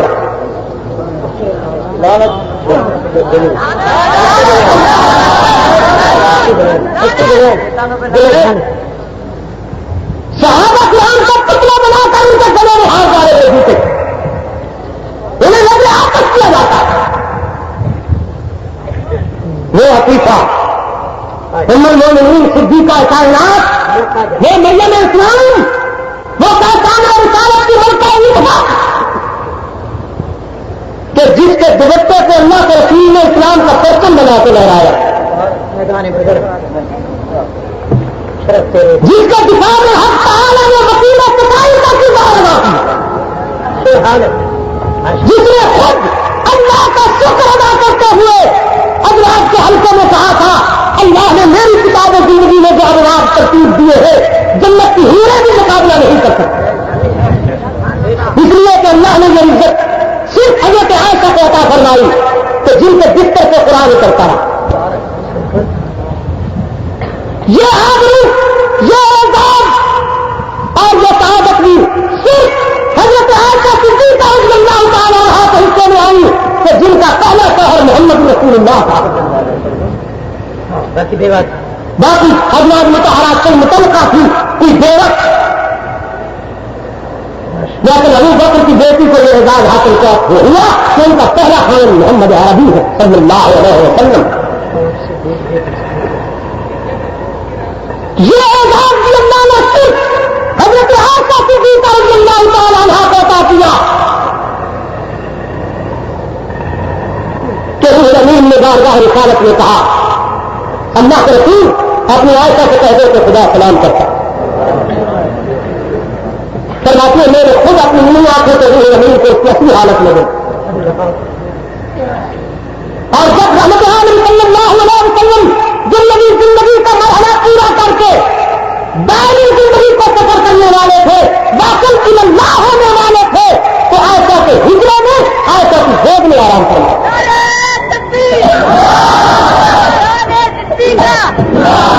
یہ اعزاز بھی صرف صدیقہ کائنات حضرت عائشہ رضی اللہ تعالیٰ عنہا سے ملا کہ جب منافقین نے ان پر الزام لگایا تو وہی کے کچہرے میں قرآن نے گواہی دی کہ عائشہ دے رہا جب حضرت موسیٰ پر الزام لگا تو ایک عورت وکیل صفائی بنی جب حضرت یوسف پر الزام لگا تو ایک بچہ وکیل صفائی بنا جب حضرت مریم پر الزام لگا تو جناب عیسیٰ وکیل صفائی بنے لیکن جب محمد کی آدمیوں پر الزام لگا تو خود اللہ وکیل صفائی بنا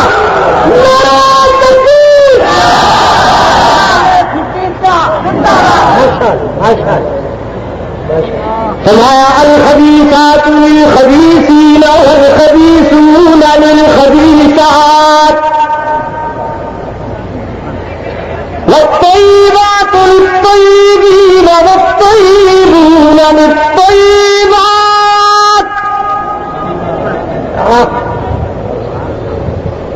میرے محبوب ناپاک بیویاں ناپاک مردوں کے لیے ہوا کرتی ہے اور ناپاک مرد ناپاک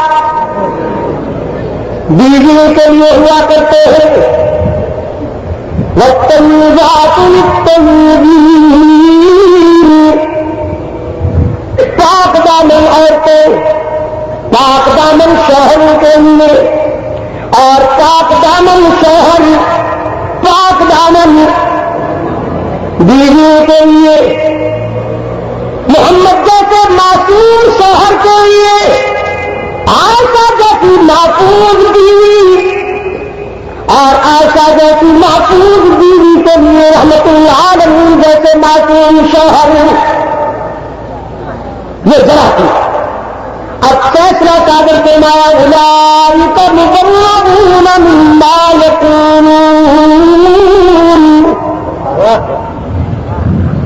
میرا فیصلہ ہے کہ تیری آدمی کا دامن بیدار ہے میرے محبوب فخر کیا کرتی تھی تو جب منافقین نے میرے کردار پہ انگلی اٹھائی تو اللہ میرا وکیل صفائی ہے.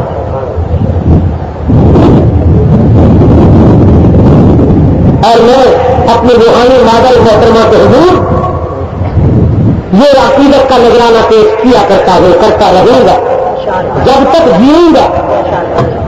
اور دعا ہے کہ حشر میں بھی اللہ مجھے یہ سعادت عطا کرے کہ میں امت کی اس روحانی مادر محترمہ کے حضور کہوں کہ تیری پاکیزگی پر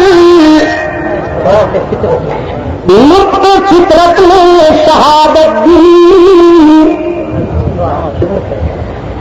تیری پاکیزگی پر نقط فطرت نے شہادت دی، تجھے عظمت عطا کی عافیت بخشی فضیلت دی، خدا منزل کا بارہ تجھ پر سلام آیا، مبارک ہے وہ لب جن پر ادب سے تیرا نام آیا. رسول اللہ نے رکھا ہے صدیق کا لقب تیرا، رسول اللہ نے رکھا ہے صدیق کا لقب تیرا، فقط کرسی نہیں عرصی بھی کرتے ہیں ادب تیرا، فقط کرسی نہیں عرصی بھی کرتے ہیں ادب تیرا. اور شرف تیرے دوپٹے نے یہ جنگ بدر میں پایا کہ اسے پر چمبلا کر مخبر صادق نے لہرایا. تیرا حجرہ امین خاص ہے ذات رسالت کا، بساط عرض پر ٹکڑا یہی ہے باغ جنت کا. اور اس کی وجہ سے اسی میں رحمت للعالمین رہتے ہیں، اسی میں رحمت للعالمین رہتے ہیں. تیرا حجرہ ہے جس کو گنبد خضرا بھی کہتے ہیں،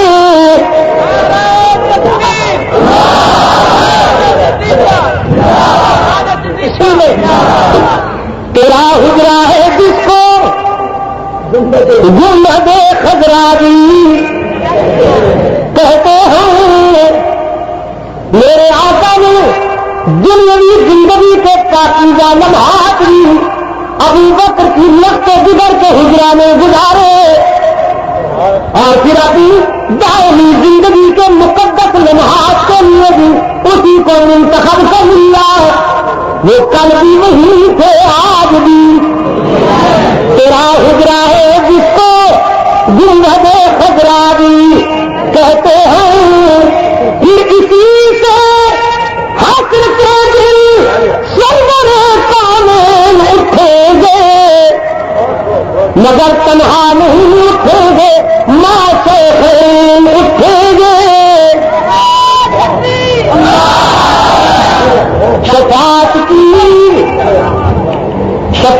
کی تیرے رحمت قضا سے ابتدا ہوگی.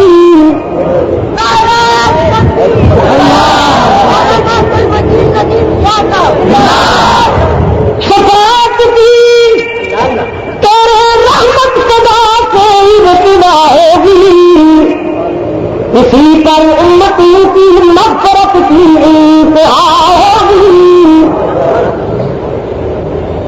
آؤ پہلے اس بارگاہ میں نذرانہ عقیدت پیش کرے، مل کر اتحاد کا مظاہرہ یوں کرے،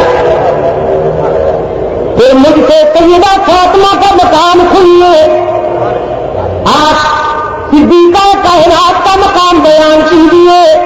میں ثابت کروں گا کہ سیدہ فاطمہ کے دوپٹے کو کبھی سورج کی کرنوں نے بھی نہیں دیکھا. وہ فاطمہ کہ جو رات کی تنہائیوں میں چکی پھیرتے ہوئے بھی قرآن پڑھتی تھی. آسیا گردانا وہ لب قرآن چڑھا، جس نے اپنے حسین کو بھی قرآن پڑھنے کا گر سکھایا، جس نے اپنے حسن کو بھی قرآن پڑھنے کا گر سکھایا، اور اپنی بیٹی کو بھی پردے کی عزت اور پردے کے مقام سے آسنا فرمایا. میں یہ ماننے کے لیے تیار نہیں میں اس راوی کو پنجاب کے راوی کی لہر میں ڈالوں جو راوی کہتا ہے کہ زینب سر سے دوپٹہ اتار کے رو رہی تھی، سر گرہنا سیکھ رہی تھی. میں اس راوی کو راوی لکھے تھے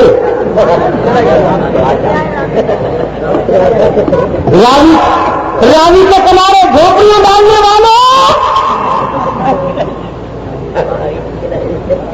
راوی کے کنارے جھوپڑیاں ڈالنے والوں، پنجابی میں پوچھو راوی کسان. راوی دیش میں آتا ہے تو بستیوں کی بستیاں بہا کے لے جاتا ہے. پنجاب کا راوی شہروں کو ویران کرتا ہے اور تاریخ کا راوی ویران کی بستیوں کو اجاڑ دیتا ہے. میں راوی کو نہیں مانتا، میں عقائد کی تعلیم میں صرف قرآن اور سنت کو میرے ہاتھ میں.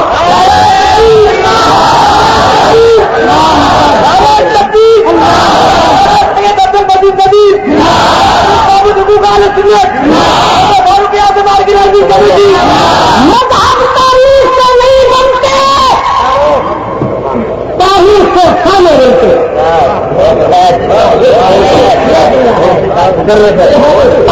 مذہب تاریخ سے نہیں بنتے، تاریخ سے مذہب قرآن سنت سے بنتے. مذہب قرآن سنت سے بنتا ہے، تاریخ کھانے بناتی کہ ہمیں کسی نے کہیں دے تو آسمان سے خون برسنے لگا. یہ پانی امام صاحب میرے زخمی کو مت کھیلیے.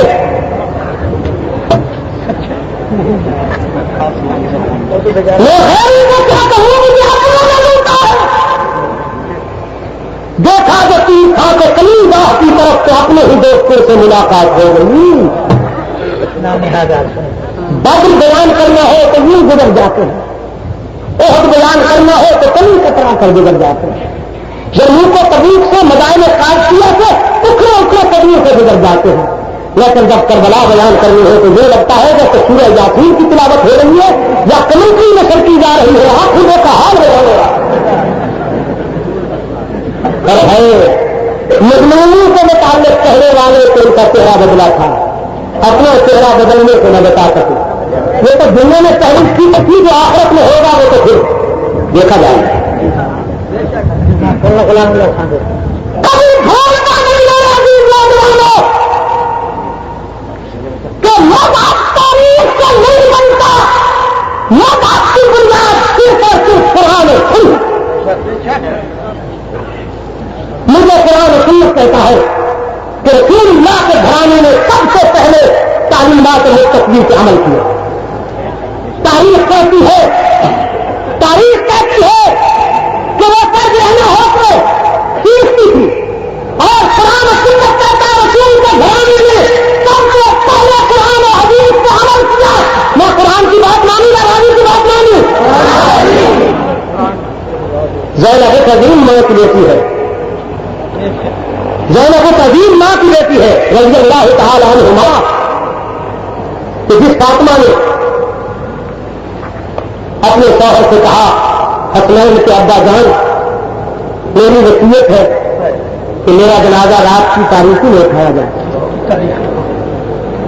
حضرت علی رضی اللہ تعالیٰ عنہ نے فرمایا فاطمہ موت کے بعد تو پردہ نہیں ہوتا. رسول اللہ کی وقت گزر نے فرمایا علی جانتی ہوں موت کے بعد پردہ نہیں ہوتا، لیکن میری غیرت کا تقاضا ہے کہ موت کے بعد بھی محمد کی بیٹی کے کفن پہ کسی غیر محرم کی نظر نہ پڑے. میرے نزدیک سیدہ فاطمہ رضی اللہ تعالیٰ عنہا کی گود میں پرورش پانے والی زینب بھی اسی معیار پر میں اس راوی کی روایت کو نہیں مانتا جو راوی کہتا ہے کہ زینب سر سے دوپٹہ اتار کے پیچھے جھوٹ ہے. خاندان رسالت کو بدنام کرنے کی کوشش ہے.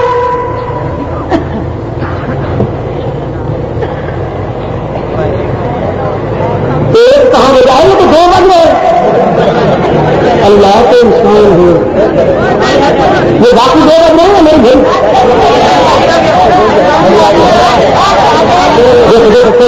غلط بیانی سے کام میرے گھر آگے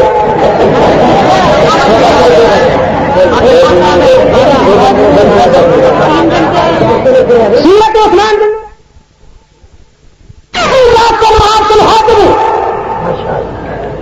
عثمان بن کی سیرت آپ کا مطالعہ کرتی ہے کہ اپنی سبھی کو منافقی کو مثال باہر کرو جو اس ملک میں فرقہ وارانہ جراثیم کو پھیلا رہے ہیں انہیں پہچانو.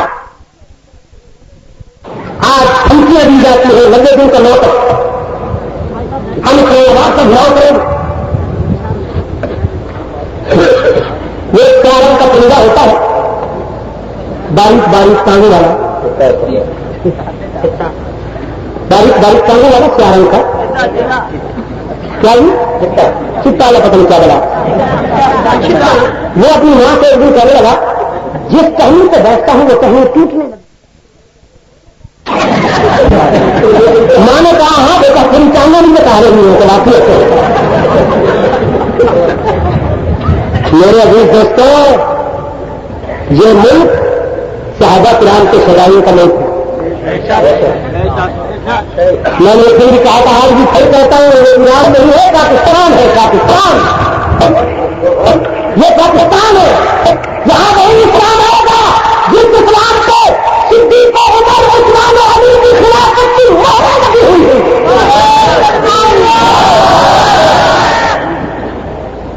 خلافت راستہ کو سامنے رکھنے والے اسلام کو سمجھنا ناممکن ہے. پاکستان میں وہی اسلام آئے گا جو دور خلافت راستہ کو نسبت رکھتا ہوگا.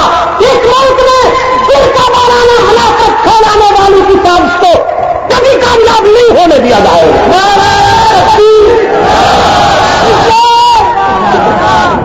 اس کے لیے تیار ہو کہ نہیں ہو؟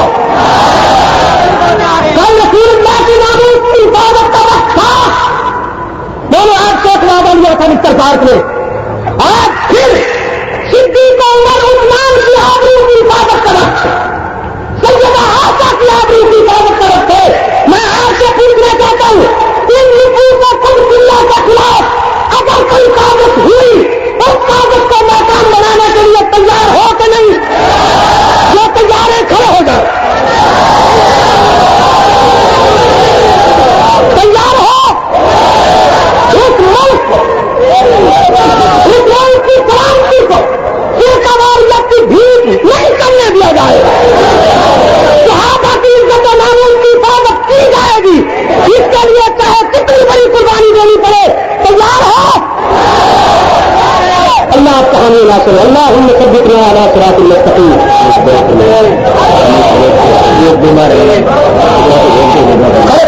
اللہم ثبتنا علی صراط المستقیم.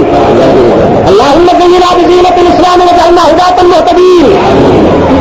اللہم نور قلوبنا بنور الایمان. اللہم احسن اخلاقنا بنور القرآن. الہ العالمین عالم اسلام کی مدد فرما. مسلمان جہاں کہیں مظلوم ان کی دستگیری فرما. الہ العالمین فلسطینی مسلمانوں کو اسرائیل کی جارحیت سے محفوظ فرما. افغانستان کے مسلمانوں کو الہ العالمین نظریاتی منزل عطا فرما. انڈیا میں رہنے والے مسلمانوں کی مدد فرما. پاکستان کو امن و سلامتی کا گہوارہ بنا. قرآن سنت کے مبنی آئین عطا فرما. دور خلافت راستہ کے مطابق منصفانہ طرز حیات سے ہمکنار فرما. تمام روحانی جسمانی بیماروں کو شفا کاملہ عطا فرما. وہ بیمار جنہیں ہم جانتے ہیں اور وہ جنہیں ہم نہیں کی جانتا ہے ان سب کو شفا کاملہ عطا فرما.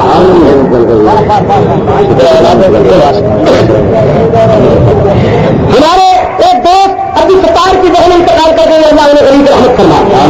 ہمارے عزیز عبداللطیف کے والد گرامی بیمار ہے، اللہ انہیں شفا کاملہ عطا فرما. کچھ اور دوستوں نے بھی لکھا ہے مولانا عبداللہ صاحب ان کی والدہ علیم ہے ہسپتال میں، اللہ انہیں شفا کاملہ عطا فرما. محمد حنیف فروغ صاحب کا انتقال ہو گیا ہے، اللہ انہیں بھی اپنی دوار رحمت میں جگہ عطا فرما. ہمارے وہ تمام دینی بھائی جس دنیا سے جا چکے ہیں، الہ العالمین انہیں اپنے دوار رحمت میں جگہ عطا فرما. یوم فاروق اعظم آرگنائزنگ کمیٹی جو صحابہ کو اسے ترقی اور فروغ عطا فرما. مجلس تحفظ حقوق اہل سنت و جماعت کے کارکنوں کو اس سے زیادہ اسلام کی خدمت کی توفیق عطا فرما. کراچی کے یہ روشن ضمیر صحابہ کرام کے سچے رضاکار اور اسلام کے یادابیر الہ العالمین انہیں دنیا اور رقبہ میں سربلندی عطا فرما، انہیں دنیا اور رقبہ میں عزت نصیب فرما.